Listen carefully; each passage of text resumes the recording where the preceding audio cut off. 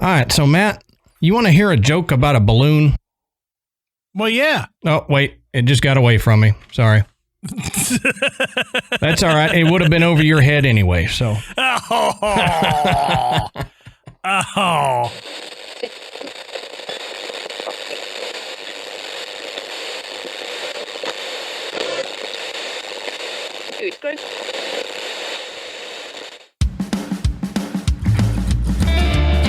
Good evening, everybody, and welcome to the Graveyard. Thank you for joining us tonight. My name is Adam. And my name's Matt. Now, pull up a tombstone or settle into your casket and get comfortable because this is Graveyard Tales. All right, everybody, here we are again. Matt, how you doing tonight, brother? I am pretty good. Good. I am. Long dramatic pause. That's right. Pretty good. Fair to middling. Right. It's, at least it's not freezing anymore. I have to say that. We've thought out. Yep.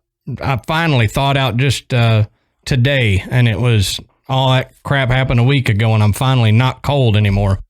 I was going to say, at least we never lost power through all this. Man, you were struggling. Oh, dude, it was bad. We had, it was about 53 hours of time that our power was on and off. And in that 53 hours, I think we had 6 hours of electricity. So it'd come back on and you'd try to turn the heat up real high and warm the house back up because you knew it was going to go off in another hour or two. And, you know, and to be honest, we were pretty lucky considering because there's a lot of people that had it a lot worse than we did. Yeah, that's bad. That was a bad deal down there. Oh yeah. Ours was miserable. So I can't imagine the people that had it worse, you know, losing water pipes busting or, you know, in a house that not quite as insulated as ours is. And I mean, it was cold in here, but I can't imagine. It was wild. But real quick, we want to tell everybody, go check out the Podbelly Network. Go to podbelly.com and you can check out other shows to listen to and some tips and tricks on how to record your own show if you want to do that. We want to thank tonight's sponsor, Native. We'll talk a little bit more about them a little bit later. While we're on the topic, go give us a rate and review if you could. If you have not already, thanks to all of you who have given us a review. But if you can give us a review and then say a little something on there, it helps with the iTunes algorithm for some reason. No idea. People more intelligent than Matt and I wrote the algorithm, so we don't know how it works. But it does help us get up in the charts, and it allows people to find us easier, and it may suggest us to other listeners so we can grow the graveyard. Right. And I don't know how algorithms work. No, I just learned that word the other day. So I just looked it up, as a matter of fact. Right. So we Matt and I have been discussing this and wanted to give you all a little heads up. It's tentative right now, but we're thinking about doing another live stream in April. We don't know the exact date yet, but it'll be like the last time. It'll be live stream on Facebook, and it'll be free. So once we figure out a day and all that, we'll let you know. But after you hear this episode or while you're listening, if you would be interested in that, you know, hit us up some way, either email or, you know, Facebook group or Twitter, Instagram, whatever your social media preference is, hit us up on there and let us know if you would be interested in joining us for another live stream. We think it's going to be fun, and we've been waiting to do one. We have missed it. We enjoyed the last one so much, and we just need to do it again, Matt. Yeah, I think so. And they are a lot of fun, and it's a good way for you guys to interact directly with us live. You know, throwing out comments, asking questions. We've talked about a few different topics we might bring up. So yeah, I mean, it's a really good time, and it's totally free, and you know, you get to hang out with us for an evening. So right. And, I mean, might be a waste of your time hanging out with us two goobers, but come on, waste your time, It's free. We realize that there may be a time where we have to pay you to come along. Right. But for now, free for everybody. It may cost us eventually, but join the live stream and get your $2 graveyard check. Right. We'll send you a sticker. So before we get into it, Matt, we were just talking about the snow and stuff down here, and I thought you would find this funny, and so would everybody else. Snow is, it's covered the road. We ended up getting about 5 inches or so in our area, which is unprecedented for our part of Texas. And so we busted out the 4x4. We, dropped it into low gear and went to tooling around. And I learned how to drive on snow many years ago. So it was just fun to me. And then I've got this 4x4. So she did great. We'll say that. Yeah. But we're driving down the main road here, and there's this little creek that runs under the road. So a little bridge that goes over it. And on the side, there is the big metal rail to keep people walking from falling off into the creek. And then there's a little concrete about waist high, like railing type thing at the street level, or at the street side. So we're driving by and we see this kid over on that concrete part. He is very detailed and very focused on creating a snow wiener. And it's like the whole anatomical thing there. And you can tell he's been there doing it for a while, and he's like sculpting it and, taking his time doing it. And I started laughing. I couldn't get a picture of it because we kind of noticed what it was too late, as you're going by. Yeah. And but Ashley and I were laughing about it. She brought up a good point. She said, you never see those things in creation. You always see the aftermath.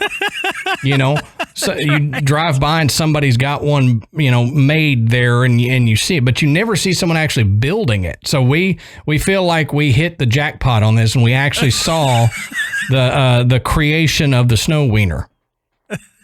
That's great. So it was the highlight of us being without power. We drove around and saw snow wieners being made. Yeah, well, I pulled a Clark Griswold by pulling out river tubes. We pulled out our river tubes, and I sprayed the bottoms with silicone spray. There you go. That's why Matt is in a cast today. No. It was fun.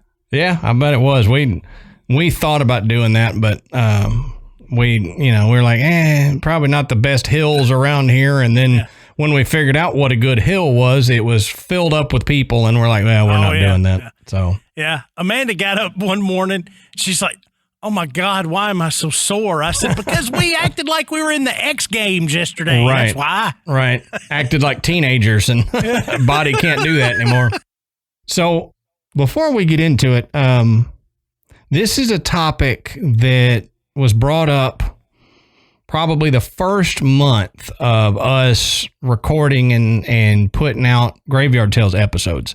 And maybe even the first night. Yeah, it could have been the first night. But like it was super early, and we put it on the list, and we go back to it all the time throughout the 3 years that we've been doing this, almost 4 years that we've been doing this. We go back to it occasionally, and we talk about it, and it just didn't seem to be the right time, whatever. But for some reason now, I guess, is the right time. So this is an episode that has been in the works for about 4 years. So enough of me prattling on here, Matt. Why don't you tell us, what are we talking about tonight, brother? Okay, so tonight it's going to be a little bit different. We're going to give you a review of the Area 51 and the Roswell incident. We are going to discuss the Fugo experiment. And then we're going to talk about how they may or may not be connected. Right. Now, everybody, I think, probably knows what Area 51 is. Mm-hmm. You might not know what Fugo is, but when you're done, when we're done tonight, your tinfoil hat is it's gonna look like a Captain Crunch hat, Right. It's gonna be the finest tinfoil hat you've ever seen. It's almost this episode is almost a little sneak peek into what Matt and I sitting around discussing episode topics is. This is what becomes of our discussions. Right. Right. So sit back and enjoy this. But as I said, I would say any of our adult listeners know about Area 51. And if you didn't, you certainly heard about the planned raid of the base back in 2019. It was all over the news. But trust me, we're not going to bore you with a lengthy discussions about Area 51 that you've heard dozens of times. But we're going to give you kind of an Area 51 in a nutshell, just to refresh your memory, as it's going to be important to what we get into later. Now, Area 51, you may or may not know, is home to the nation's overhead surveillance program. Okay?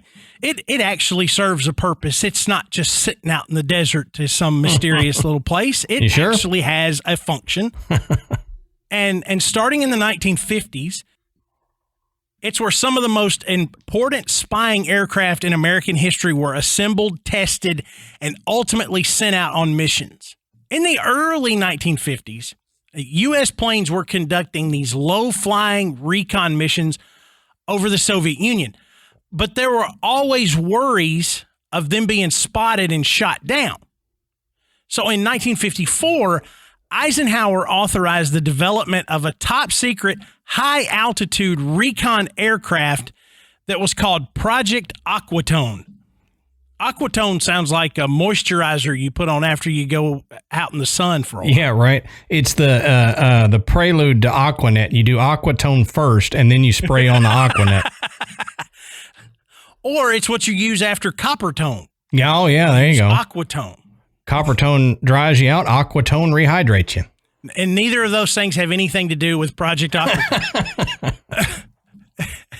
But the program required a remote location that wasn't easily accessible to civilians or foreign spies. And so Area 51 pretty much fit the bill. Now, Area 51 is in the Nevada desert near a salt flat called Groom Lake, which is a name that's sometimes used in reference to the base. Now, officially, the base is called Homey Airport, and it's administered by Edwards Air Force Base in California. Right. Now, no one really knows why it's called Area 51, but one theory suggests that it came from its proximity to the Nevada nuclear test sites. And close to Area 50, Well, it's between Area 50 and Area 52, so, Yeah, that's right. But actually, no.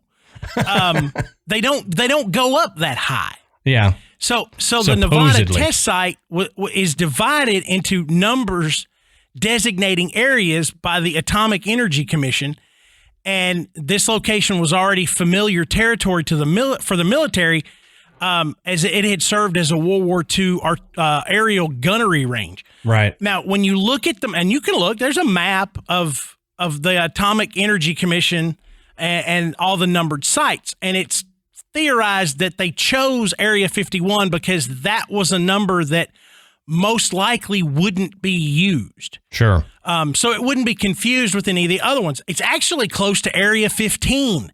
Oh, wow. So they kind of look like, well, maybe they just transposed those numbers and made it 51. But we really don't know why they chose that name. True.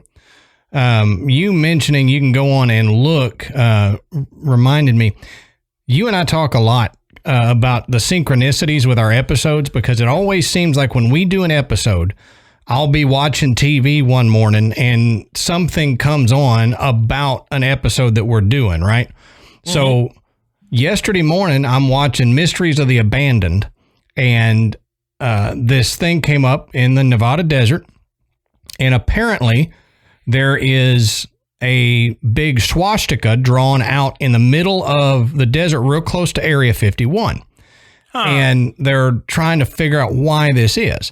And you know, they make it real dramatic and takes 30 minutes to get through it when I can explain it here in a few seconds. That swastika then has concentric rings around it. And then if you go up a little bit, about a mile from it in the desert is the outline of a battleship. And then a mile to the left of it or so is an outline of what looks like a nuclear facility that's drawn in the desert. That because that area was a bombing range during World War II, they used that to practice bombing. So they would put this big target with a swastika on there because they're fighting Nazis. So they, you know, they said to incense the pilots a little bit. They put the swastika out there and they would drop bombs and practice hitting it. So they've got a battleship shaped thing, a nuclear type facility shaped thing, so they could practice where they're hitting. And I just thought that was really cool, you know, because if you look at like the maps of that area, you can see these weird shapes, and it's real close to Area 51. Ah, well, you know, as it should be, you know, that's what they used it for. Right. Now, in the summer of 1955, sightings of unidentified flying objects were reported around Area 51. Now, that's because the Air Force had begun testing the U-2 aircraft. Mm-hmm. The U-2 can fly higher than 60,000 feet. That's crazy. Okay, so now to give you Especially some perspective. For the time.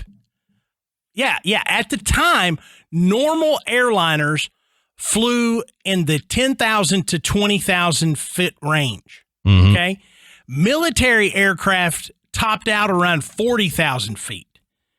So if a pilot, let's say a commercial pilot flying around 15,000 feet, happened to look up and saw the U-2 above it, right, they wouldn't have any idea what it was. Right. And they would usually call back to air traffic control and let them know something's out here. Yeah, we got a UFO up above us. That's right. And that led to the increase of UFO sightings in the area. Now, the Air Force officials knew the UFO sightings were U-2 tests, but they couldn't really tell the public. Right. So they explained the aircraft sightings by saying they were natural phenomena or high-altitude weather research. Mm-hmm. Now, the base has seen its share of other unique and strange-looking aircraft that have nothing to do with extraterrestrials.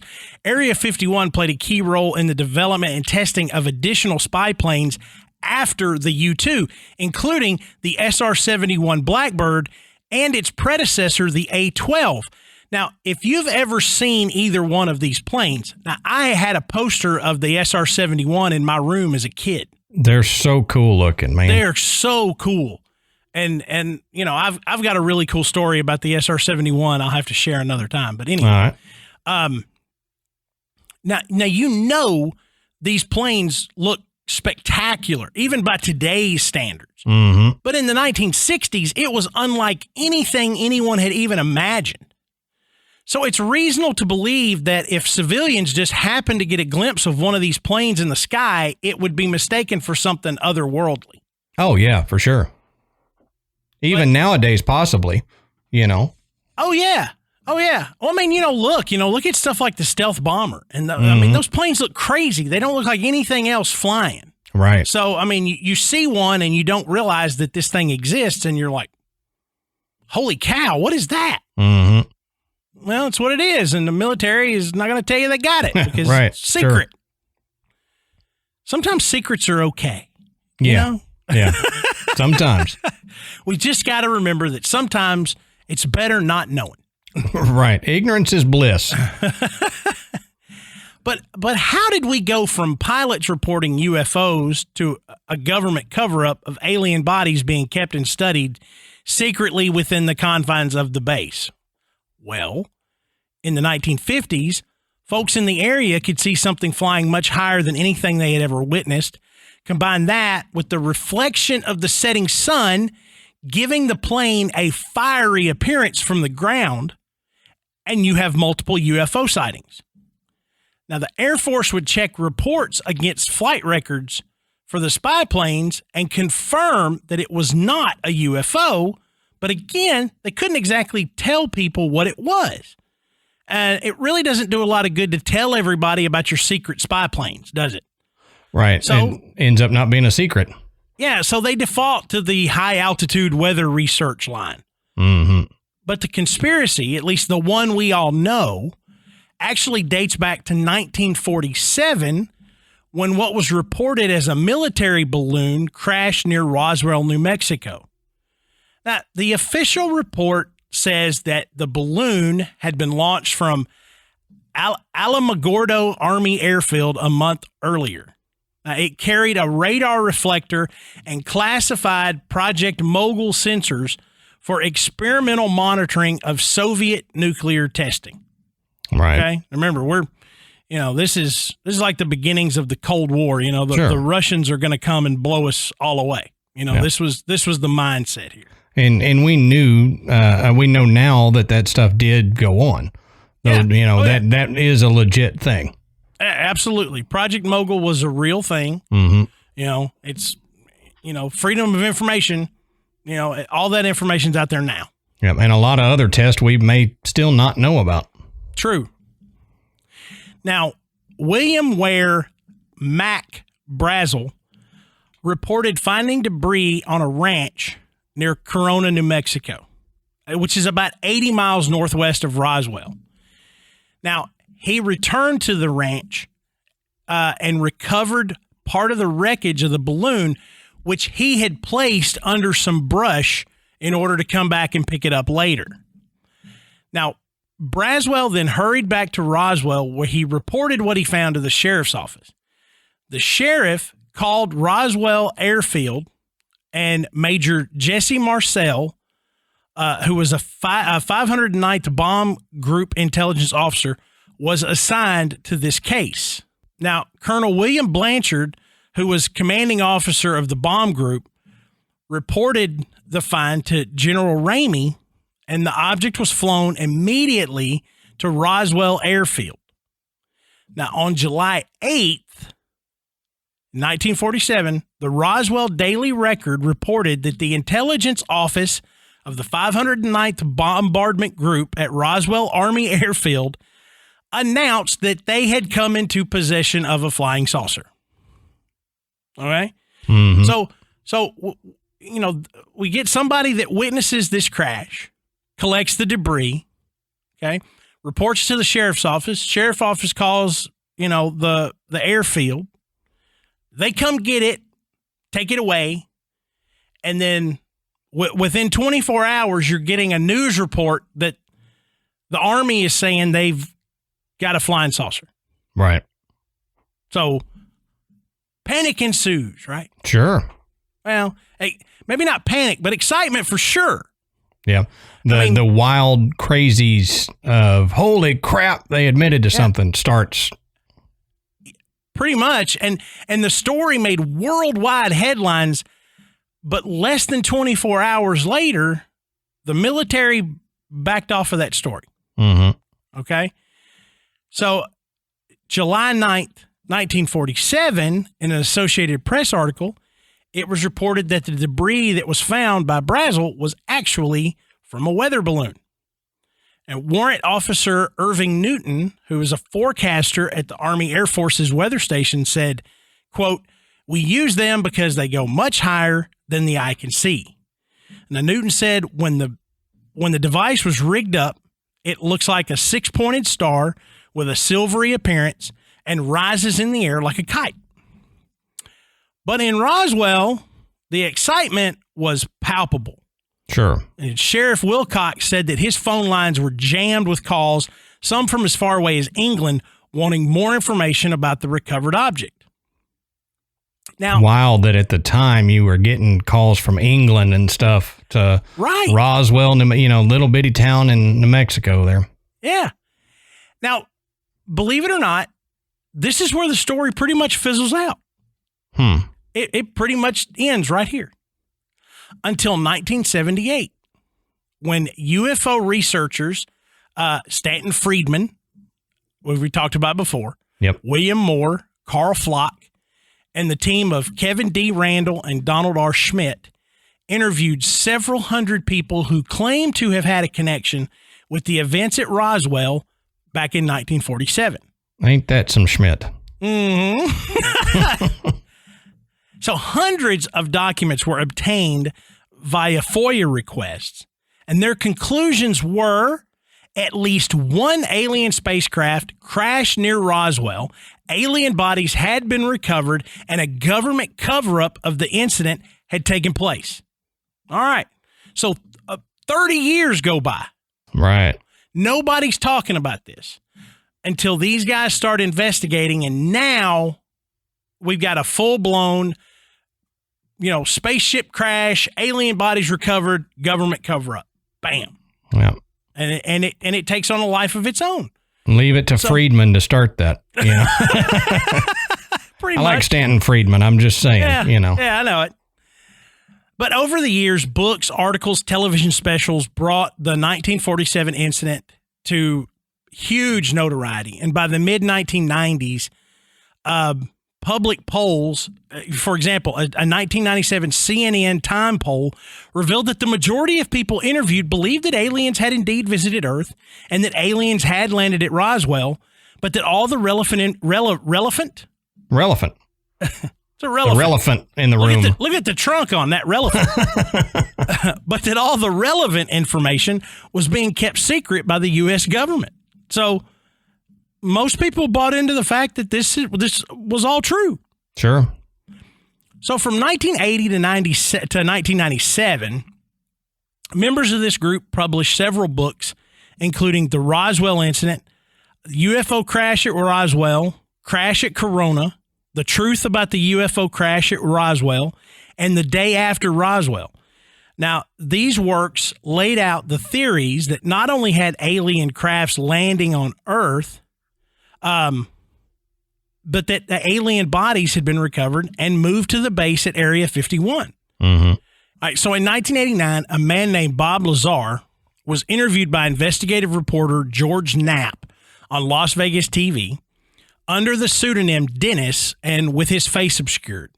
Now, during the interview, Lazar discussed his employment with S4, a subsidiary facility he claimed exists near Nellis Air Force Base installation known as Area 51. Yeah. Now, he claimed that the facility was adjacent to Papoose Lake, which is located south of the main Area 51 facility at Groom Lake. Now, he claimed the site consisted of concealed aircraft hangars built into a mountainside. And he also said that his job was to help with the reverse engineering of one of 9 flying saucers, which he alleged were extraterrestrial in origin. Now, he claims one of the flying saucers, which he coined the term sport model, was manufactured out of a metallic substance similar in appearance and to touch like stainless steel. Now, he stated the propulsion of the studied vehicle ran on an antimatter reactor and was fueled by the chemical element with atomic number 115, which at the time was provisionally named something I can't pronounce. Yeah. Unpentium is what it was called. That sound about right to you? Yeah, that's close. I mean, I don't know that I could say it any better, but now, element 115 had not officially been created yet. Right. Okay. Right. And it was actually first synthesized in 2003 and later named Moscovium because it was done in Moscow. Isn't that crazy? Like, that's one of the, despite all the rest of it, that stuff is crazy to me. That he pulls out element 115, and then we are able to create it years after he says it. I know that. To be totally honest, that is the one aspect of what Lazar has to say that sticks in my craw. Because the rest of it, I can just kind of go, I mean, especially when he gets talking about the hand sensors, they had these sensors that could read your palm. Right. Okay. Yeah. I mean, that kind of technology was, was coming. Right. Sure. I mean, and in 1989, I don't think you were impressing anybody with that. Yeah. And like you said, there's things that you can debate with everything he says. Yeah. That if you want to be skeptical about it, you can be, and you can do that. But like you said, that element 115, that's the thing that you're like, how? If he's making it up, how? Yeah, because I mean, even if we're going back to just the 1989 interview, it was 2003 before we were able to artificially create this element. Exactly. Now, the crazy thing about Moscovium is that it is highly unstable. Mm-hmm. Okay, it has a half-life of only 220 milliseconds. So crazy. They have not even been able to create a sample that lasts for more than a second. Right. Okay. Right. I'm like, how do you know you've actually created anything if it doesn't last for more than a second? Yep. That I've wondered that about a lot of these things where they in the reactors and everything that they say they created these particles, and I'm like, how do you know for sure? You know, it's not there. You can't see it with your eyes. How do you know it's there? In my head, you got all these guys in these big suits, with the little visors, standing in there. Looks like characters from the Among Us game, little visor, big suit. And they're going, all right. Now watch. Don't blink. Oh, I missed it. Do it again. Well, we can't. Now, dang it, Phil. We told you not to blink. Why'd you have to blink then? Don't blink. You're going to miss it. Up, it happened again. You missed it. But I swear I swear that's element 115. You may have missed it, but if you smell, you can smell the remnants of element 115. It leaves a certain picante smell in the air. You know it's element 115. Smells like borscht. Yeah. Smell that? 115.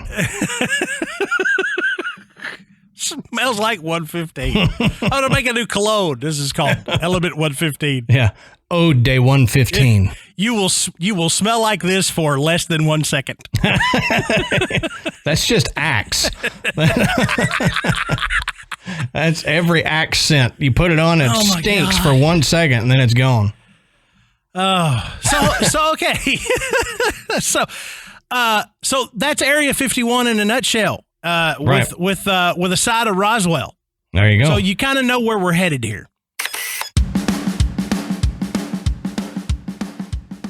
All right, Adam. Let's take a moment and talk about tonight's sponsor, Native. Now, this year we're all looking for a fresh start. Everybody needs something new. New goals, something you want to do for yourself. I know personally. I'm trying to take a little bit better care of my own health. Yeah. Physically, mentally, everything. And that's my goal. And if better health and taking care of your body is your goal, then Native Deodorant is a good place to start. Sure. Now, Native aluminum-free deodorant is a great addition to your 2021 routine. Native cares about what you put in under your arms, and that's why their deodorants ingredients list includes things you've actually heard of, like coconut oil and shea butter. Another plus, none of their products are tested on animals, and almost everything is vegan. Yeah, that's really cool. It's rare to find a vegan deodorant like that, and they've been tested on us. We're animals, but I know that's not what they mean. You and I are animals, but I know that's not what they mean. Now, switching to Native from an antiperspirant doesn't mean that you'll have to worry about that midday BO either. Native will have you walking around smelling like coconut and vanilla, citrus and herbal musk, or maybe even lavender and rose.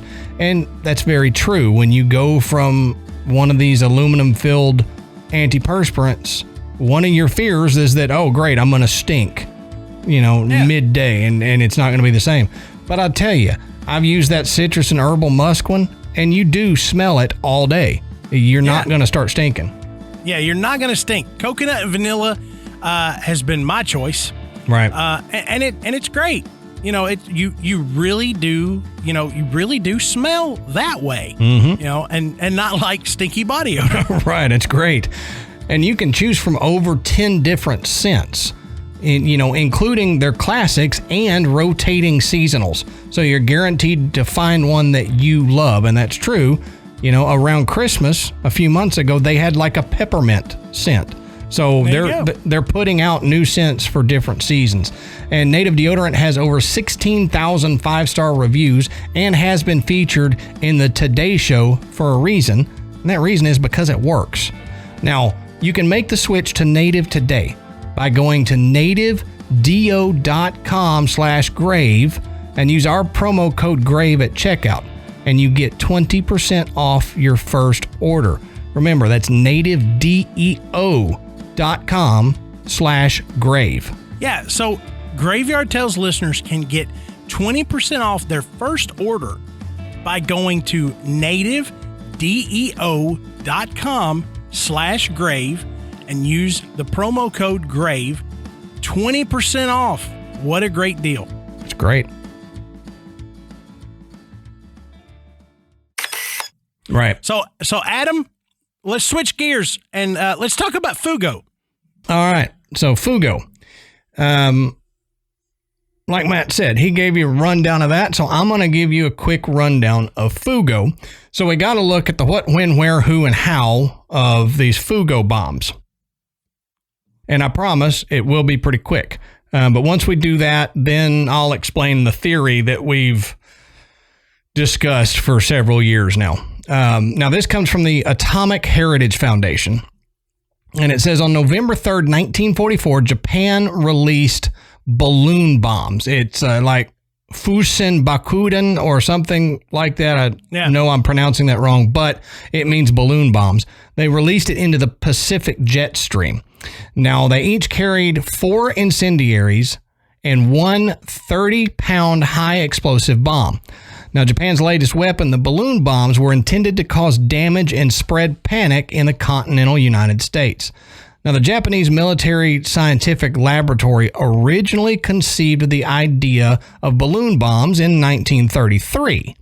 Well, the proposed Airborne Carrier Research and Development Program explored several ideas, including the initial idea of balloon bombs, according to Robert McKesh.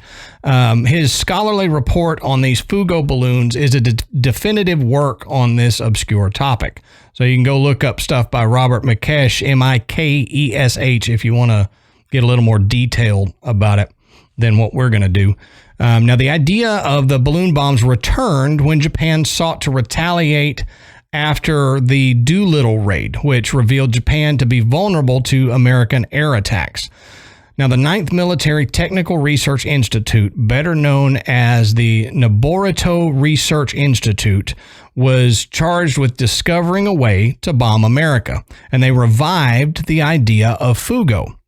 They designed balloon bombs to be launched from Japanese submarines on the west coast of America. Now, the joint Army-Navy research into this operation came to an abrupt halt, though, when every submarine was recalled for the Guadalcanal operation in August of 1943. So originally, the idea was release it from submarines, but they got diverted to something else, so they just put a halt to that. Well, new efforts were then focused on designing a trans-Pacific balloon, one that could be launched from Japan and reach the continental USA.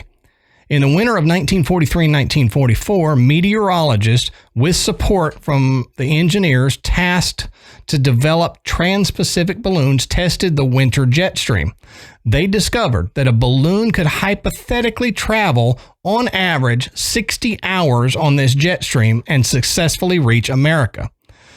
This discovery greenlighted the mass production of 10,000 balloons in preparation for the winter winds of 1944 and 1945.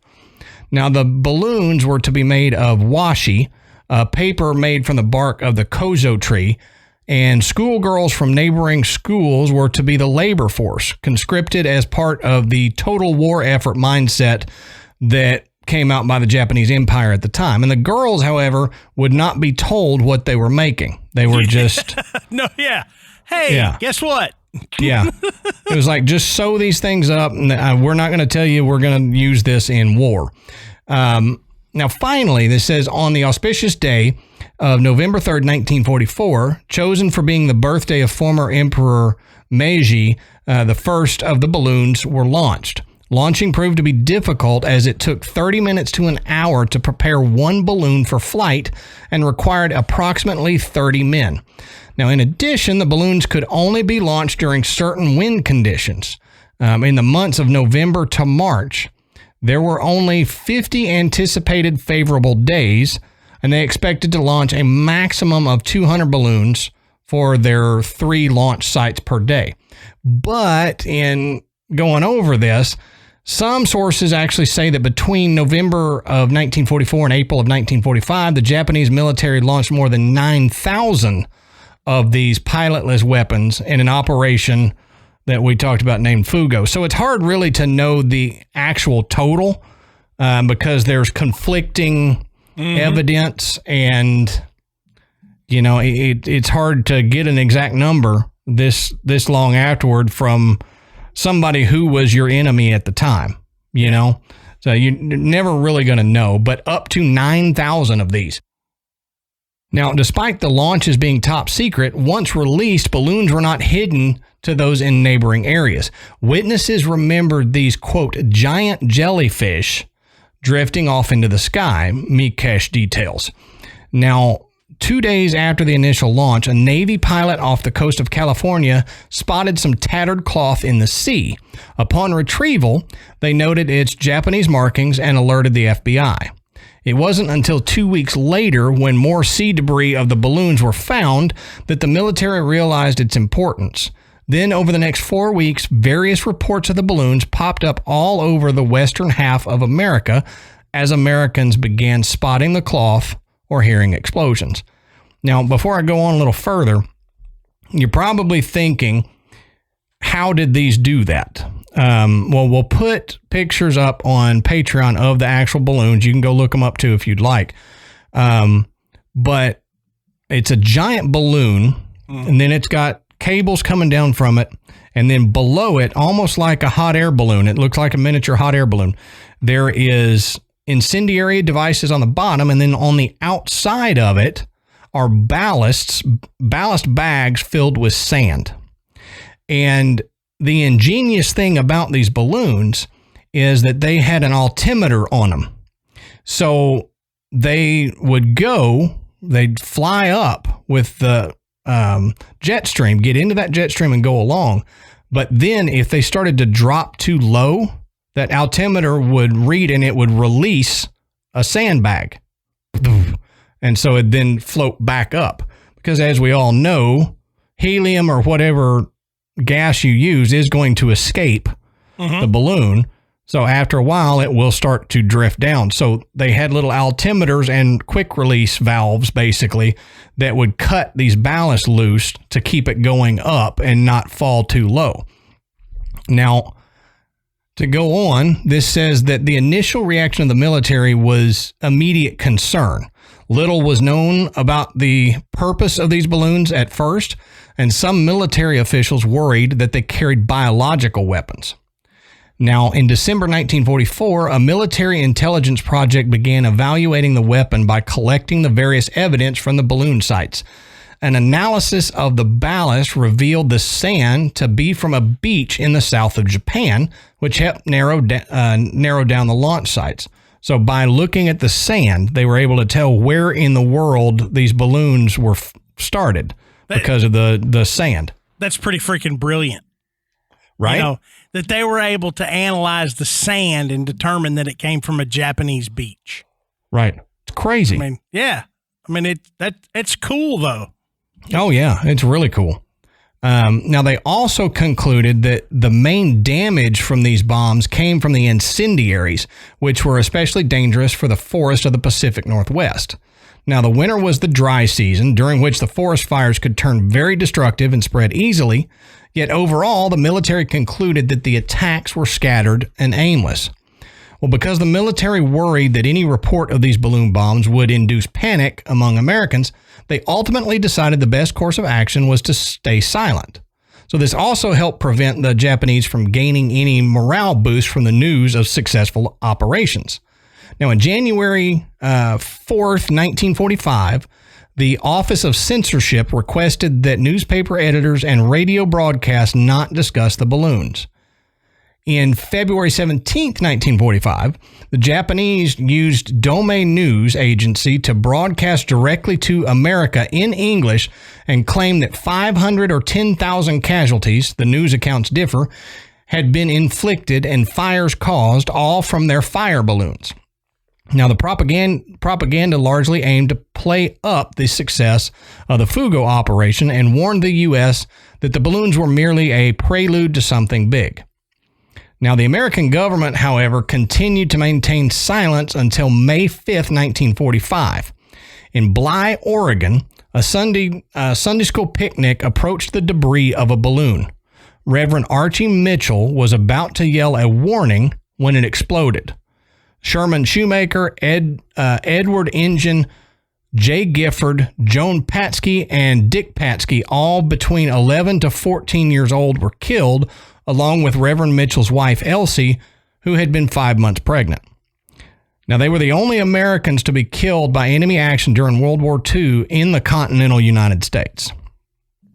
So that's just saying there. I mean, you look at that in Bly, Oregon, a bomb landed, live ordnance on board, and it actually exploded when people messed with it. So keep that in mind as we go through talking here. Now, to this day, historians believe not all balloons have been recovered. While most are likely lost in the ocean, residents of the Pacific Northwest are advised to be careful when exploring uncharted territories. As recently as 2014, a balloon was discovered in Canada, and it was technically functional. There you go. So keep this in mind as we go through. 6-7 years ago. Yeah, right. Exactly. I mean, and it was still functional. Recent. Yeah. Yeah, and functional. Right. So, while the balloons failed to be an effective weapon, they were a product of wartime scientific innovation, and when the first balloons arrived in America, they technically became the world's first intercontinental ballistic missile. Okay, so let's talk theory. Have you figured out where we're going? Right. If you haven't, we'll get into it soon. We kind of pulled the curtain back right there. Right. You know? So I'm sure I'm not the only person that's going to have this thought. And Matt and I have talked about it for quite a while, but we haven't really seen anyone else talking about this. Yeah. You know, it's not been a subject brought up much when you talk about Roswell. So Matt and I kind of wanted to do that. Yeah. Yep. So let's review real quickly what we know. We know that the balloons did reach American soil. We know that some exploded and some didn't. We know that the government kept it a secret for as long as they possibly could. Balloons were being found in the U.S. and Canada for years afterward, as recently as 2014. Roswell happened, the crash at Roswell, quote unquote, happened 2 years after the start of the releasing of these Fugo balloons. They found, quote, balloon pieces at Roswell, and there was a explosion apparently reported at Roswell, and that's what drew the attention to it, right? There's scattered debris, there was an explosion or whatever. Now, I want to preface this by saying I and Matt are not trying to say or convince anyone that the Roswell crash wasn't a UFO or that it wasn't a weather balloon. All we're doing is we're bringing this theory to the table because, like I said, haven't heard many people discussing it, and we want to talk about it, and we want to get y'all's thoughts on it, and then just get this theory out there. Yeah.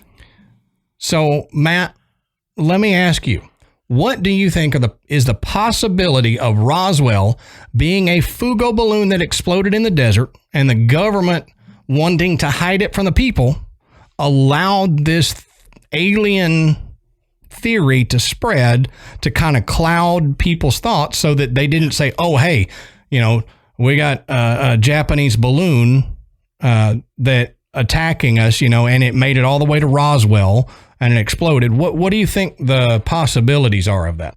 So I love this idea, mainly because Adam's right. It's not something that you hear very frequently. And when Adam, when he threw this out to me the very first time, some 4 years ago, it was one of those things where I was just like, I love it. I dig this idea that this is a possibility. And I'll tell you why. The whole idea that it was somehow discussed that, theoretically, that it would be better to allow the American public to believe, without telling them so, that aliens had crash landed in New Mexico and the government covered it up, than to actually come out and say there was a possibility of a foreign nation getting an explosive all the way onto continental U.S. soil. Right. Okay. I mean, that whole idea of this will cause less panic if we just let them believe on their own that it's aliens. It's a crazy thought, isn't it? Yeah. Now, and remember, shortly after the 1947 Roswell incident, the story died. I mean, it pretty well died, even though there was this idea, and there had already been reports of flying saucers in the area. But we've talked about that, that they're testing spy planes, at the base at Area 51. So the reports of, unidentified flying objects were common.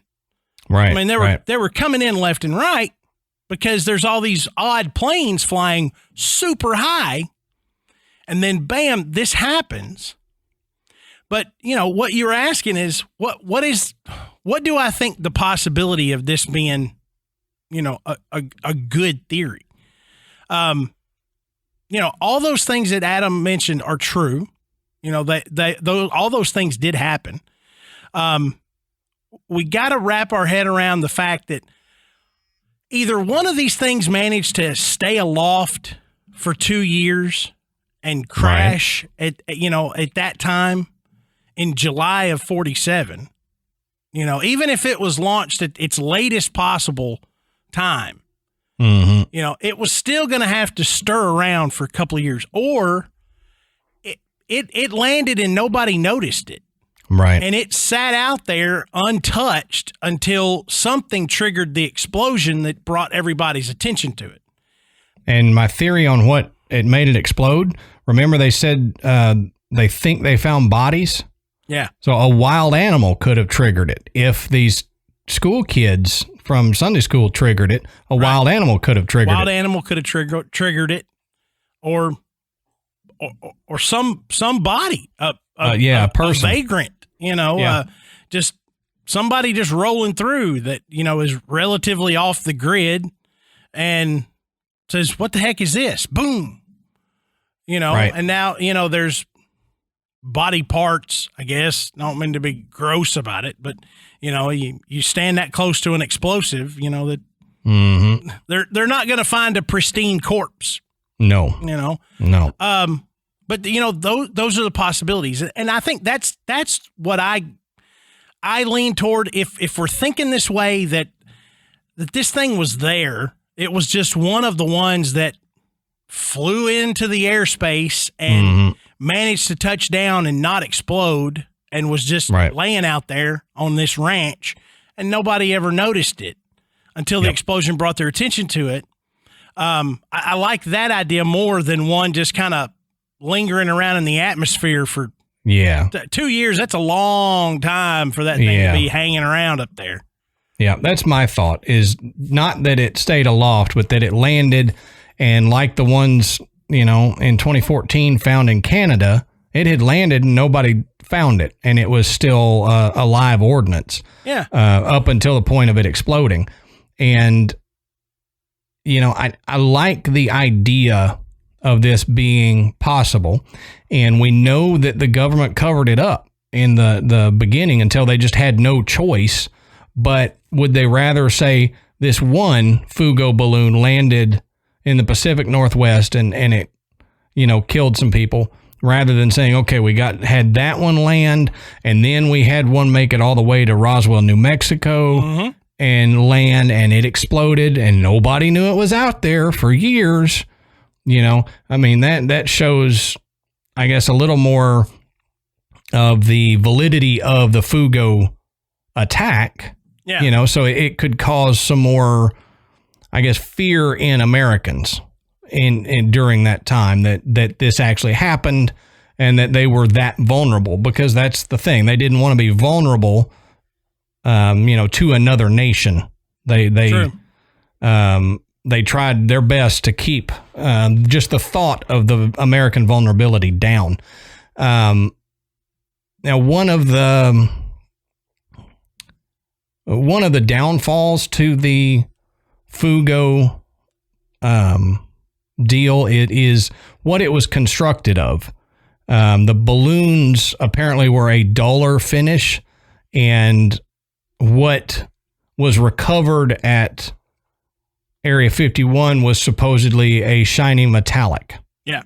So, okay, there's a negative in the Fugo category for it being a Fugo balloon. Right. But the government themselves said it was a weather balloon, and any of the weather balloons you see are kind of a more dull finish than what they say they found. So even if they want to say it was a weather balloon, it doesn't quite match, but they're saying it's a balloon. That was their next story, was that it was a balloon.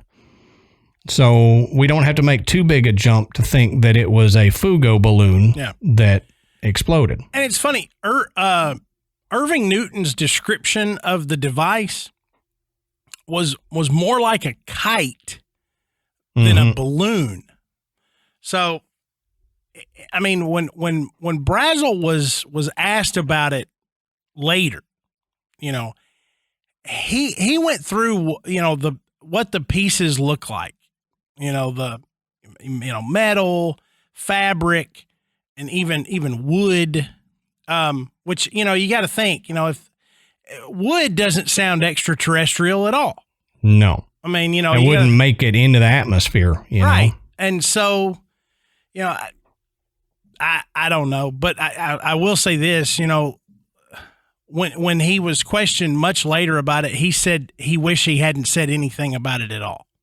Yeah. Because he felt like, it just became this big nationwide story, and he kind of felt foolish about the whole thing because he felt like he had just, caused this, this crazy, insane panic, that we were somehow being infiltrated by aliens.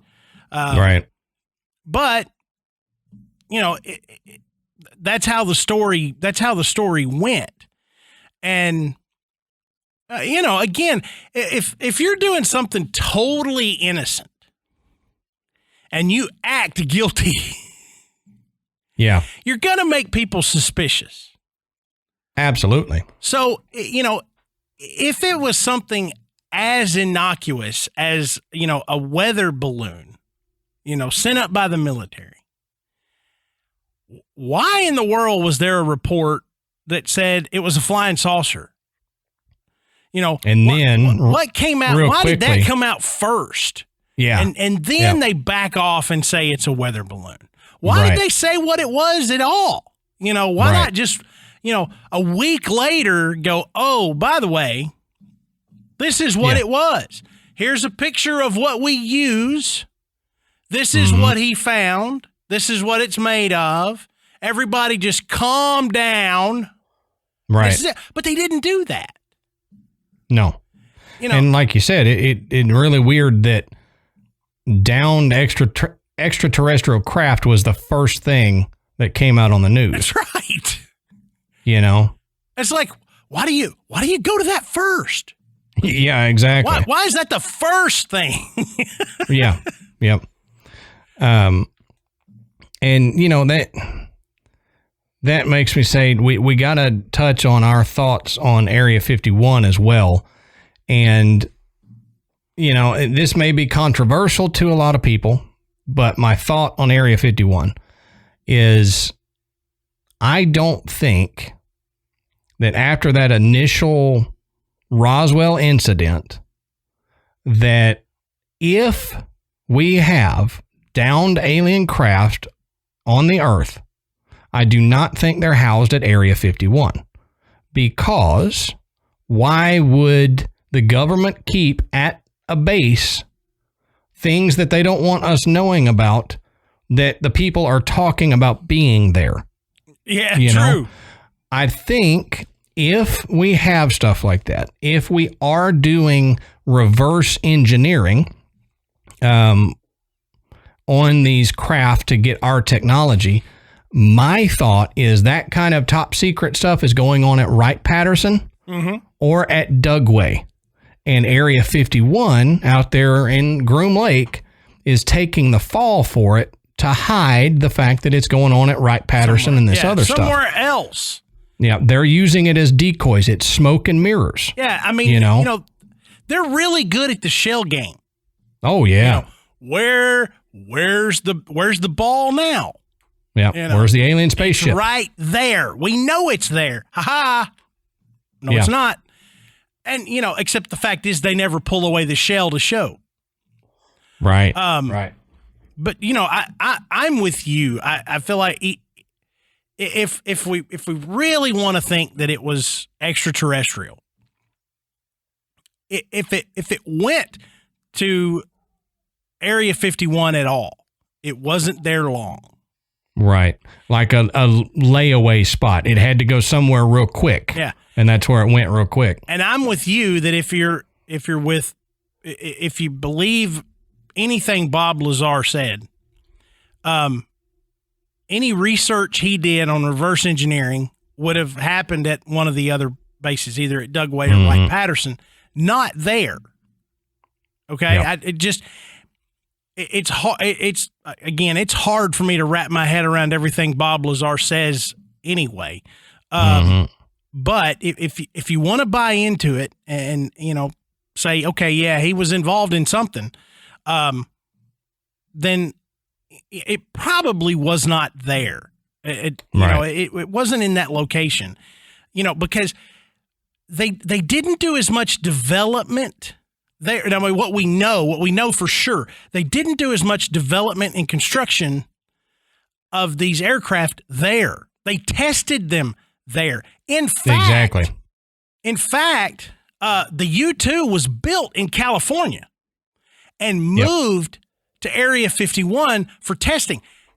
And it was so secret that they built, a specialized trailer to transport the parts so that nobody would know what they were transporting from California, into Nevada. Right. So, I mean, they were serious, but the plane was constructed at Area 51 and then eventually tested there. Yeah. So, I mean, it's like, okay, the development and everything was done elsewhere.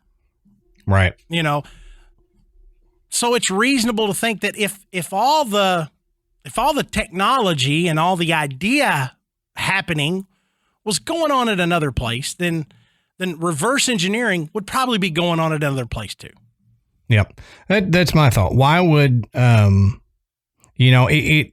say Wright, Patterson, or Dugway, and that's my thought on it, but it's very possible that it's a place that isn't even known to anybody outside these black ops programs, because why allow it to be that public? And if they did do stuff at the Area 51 base there at Groom Lake, why would they continue doing it, especially up until today when you've got people that can get up to the outside borders of the base?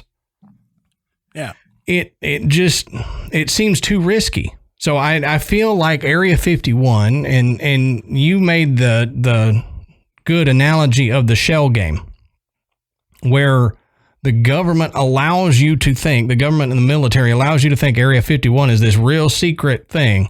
So all of your attention is focused on that when someplace else is where they're doing all the stuff. Sure, they still, like you said, test stuff out there because it's an open desert. They've got a whole lot of land out there that they can do it on.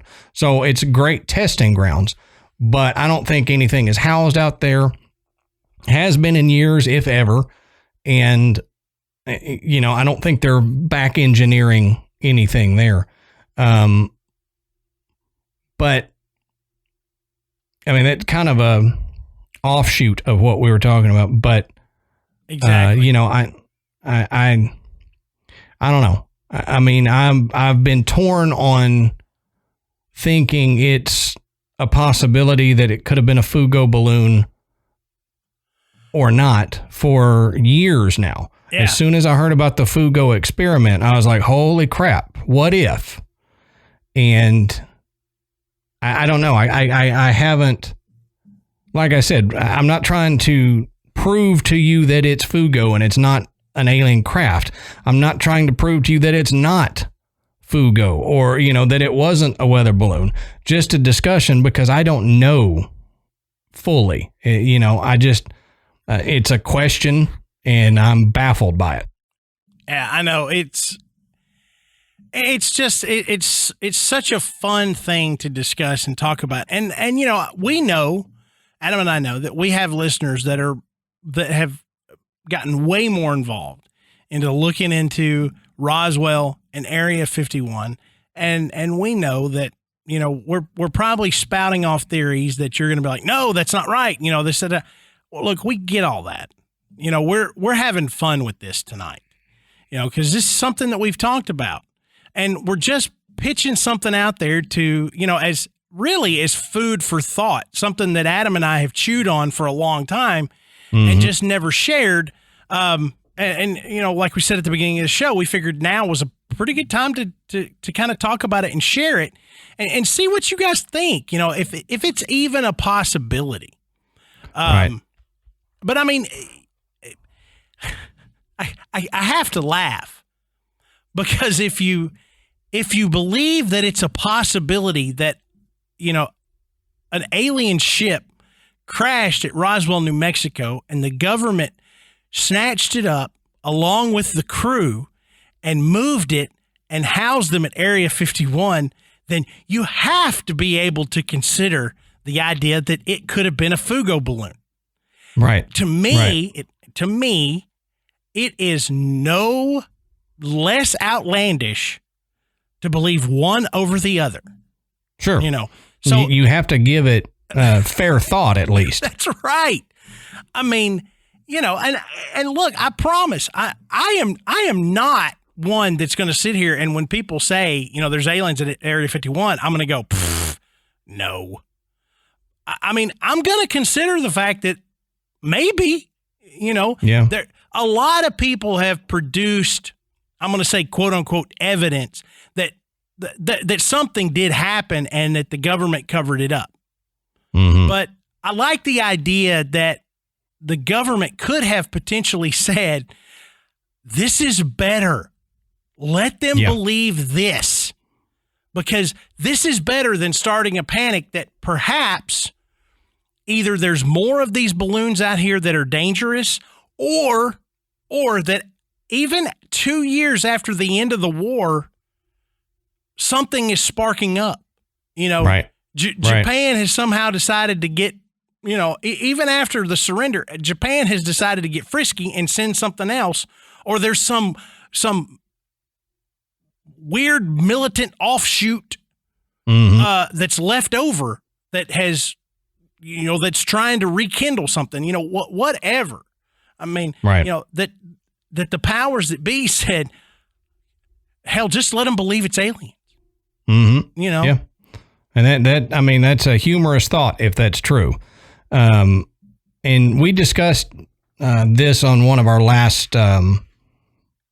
recent Patreons, and I don't think we fully discussed it on a main episode, so we'll touch on it. We were discussing do we think that aliens have are visiting the planet Earth and whatever, and we discussed it, and one of my thoughts is, I think yes, that there is something that we don't understand visiting the Earth, but I don't believe that it's aliens from Alpha Centauri or another planet in our universe. I really believe that if there is something, then it's most likely from a universe close to ours. We discussed the multiverse theory, that it's a universe close to ours that they're able to move through that fabric.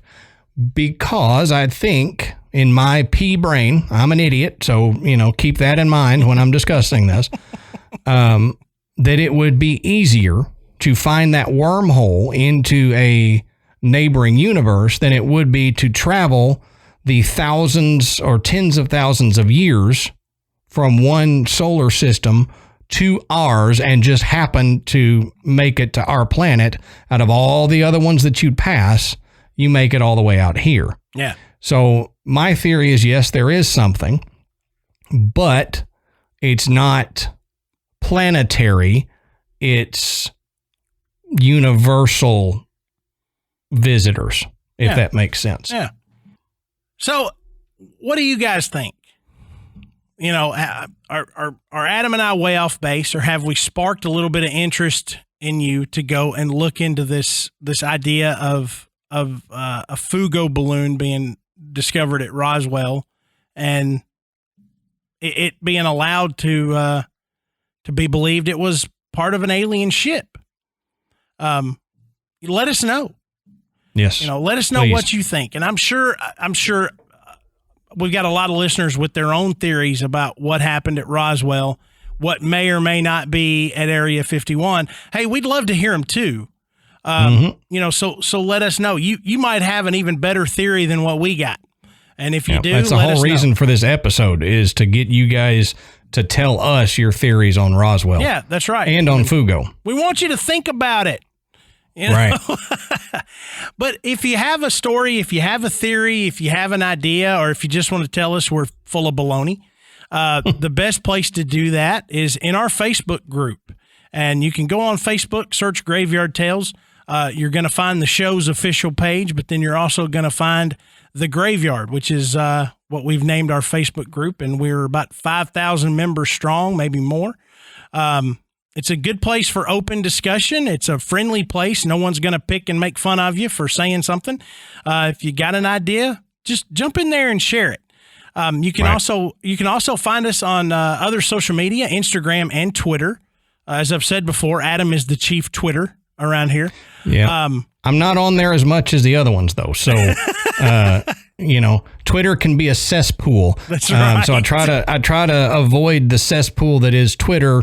There is posting on there, but if you want to contact, the best place would probably be Instagram or Facebook. Yeah, absolutely. But while you're tooling around looking for Graveyard Tales on the internet, you can check out our website. It's graveyardpodcast.com. And there you can find links to purchase Graveyard Tales merchandise, everything from T-shirts to coffee mugs to baby onesies. You can also listen to the show. You can learn a little bit more about Adam and myself. And you can become a patron. And this is where we thank everyone who has donated to the show. This is how we keep going. And we keep producing more and more content and keeping it at the quality that we like and we know you appreciate. Absolutely. Thank y'all so much. Yep.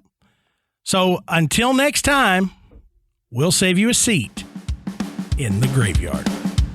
See you soon.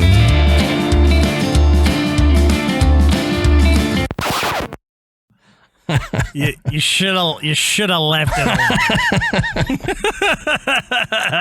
That's not me. I'm not one to leave it alone.